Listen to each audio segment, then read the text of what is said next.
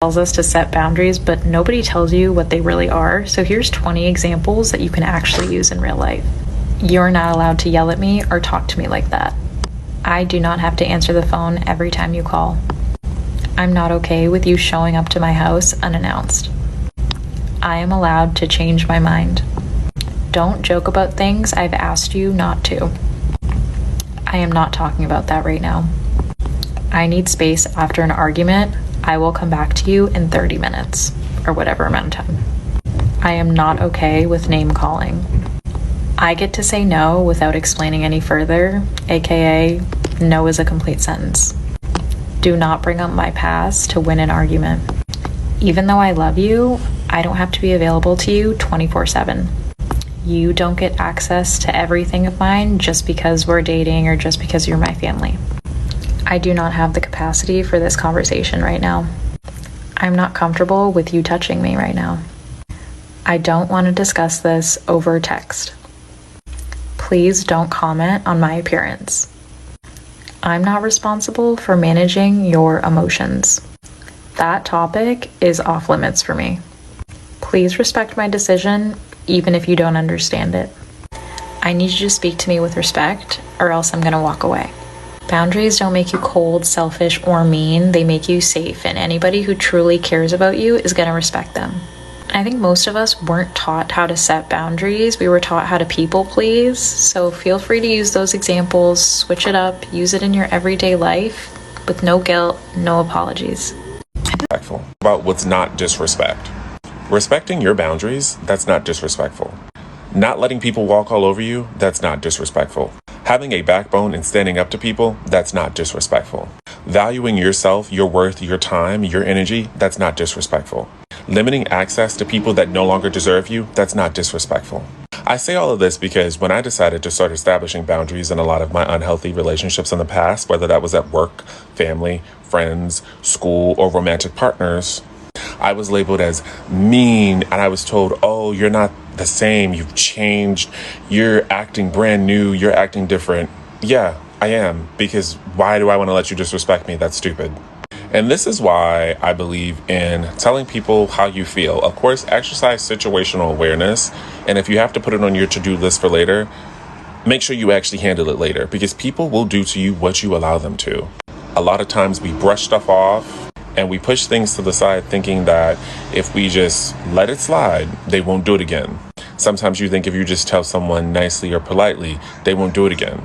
No, with some people, you just have to be very direct, and if they try to cross that line again, you just got to cut them off. Per my last email is not disrespectful, because if you were smart enough to read, you would know that I said this 30 minutes ago. That's not hostile. That's not you overreacting.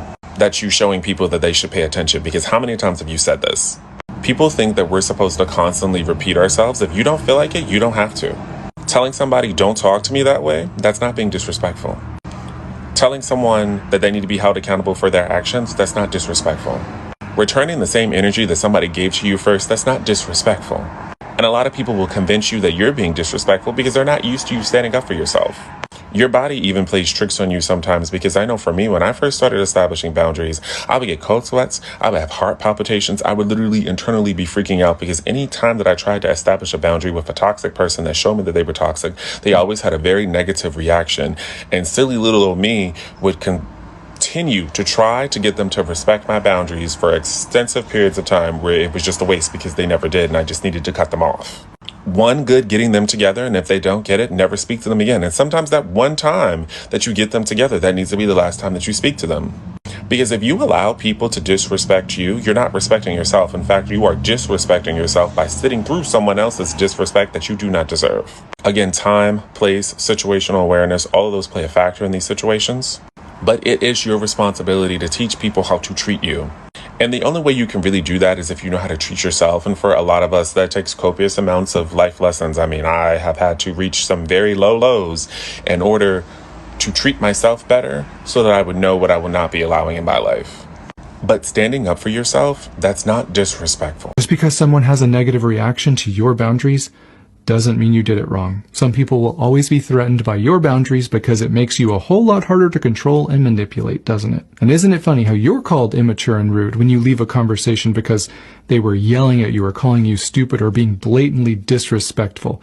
And yet somehow it's your boundaries that caused the problem. Somehow you're giving up on them or not loving them. Yeah, or it was because you knew you didn't deserve to be yelled at or belittled. The truth is, some people will never be capable of the self-reflection, personal accountability, and emotional maturity necessary for a safe, healthy relationship.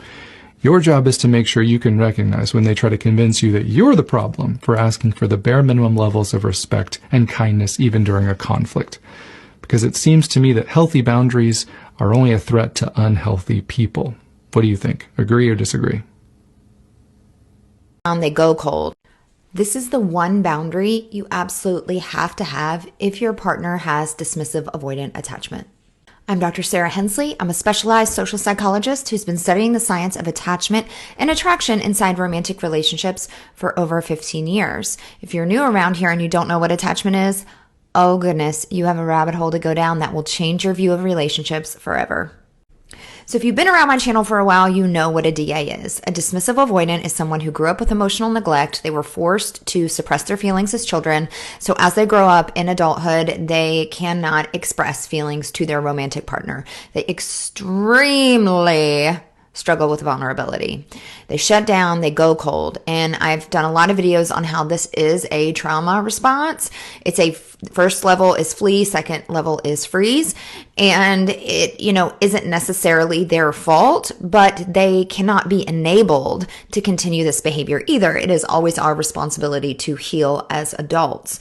So usually what happens is the partner comes up to the DA and says, hey, you hurt my feelings, or you've done something that I don't like, or, there's something wrong in the relationship. The DA pushes back with some intellectual defensiveness, intellectualizing the problem, avoiding talking about feelings, but kind of trying to convince you why you're wrong. And then when that doesn't work and they see you getting more upset, that triggers their nervous system to go into that flee state. So they just back away from the conflict. And then they eventually end up in the level 2 trauma response of freeze, where they don't have the capacity to work out the problem because they are frozen. And so it is our responsibility as adults to do our own healing work. And so we can't enable bad behavior just because we understand it and we have compassion for it. And I really want to make sure I'm clear on this, because I do try to offer a lot of explanation as to why DAs behave the way they do. It's from childhood trauma of neglect. And although that is extremely sad and they struggle, and it is a capacity issue, not a want issue, there is healing available, and it's every person's job to recognize that they are not productive inside of their own relationships, or that they're hurting their partner, and try to get the help and the resources to do that. So as the partner of a DA, especially if you're married to this person and you want to work it out, which many people on my channel are, and that's why they listen to me, I'm going to tell you about this boundary that you absolutely have to have. It's called the "there's still something unsettled between us" boundary. So individuals that are in relationships with dismissive avoidance often have years of unsolved conflict that has built up. They've tried to talk to their partner about their feelings. Their partner has shut down, avoided the conflict, and just essentially refuses to return to it. And so what ends up happening is the partner that brought it up in the first place usually ends up sort of caving and dropping their boundaries just to have some reconnection with their partner, for a desire to kind of move forward and to feel connected again. And we can't do that. That's not to say that we want to engage in dysfunctional behavior ourselves, like stonewalling, but I'm going to tell you how to institute this boundary in a way that is loving towards yourself and is not enabling the conflict avoidance of the DA. So if your DA goes cold and they just absolutely refuse to talk about something with you, the first thing you need to do is let them have their space. A lot of times, if a DA is not punished for taking space, they can use that time to regulate their nervous system and come back and discuss the conflict. Now, it doesn't mean they're going to volunteer to discuss it, but if you bring it back up, they might actually be productive. I know that's not fair, that you have to be the one to bring it up, but they're not going to. In their mind, it's like asking them to walk towards a chainsaw. They're just not going to do something that they feel like is harmful or traumatizing to them. So give them their space, allow them to regulate, And actually tell them, hey, I see like you might need to take a little space. I'm just letting you know you can have a little time. I would really appreciate it if later tonight we could come back and address this issue.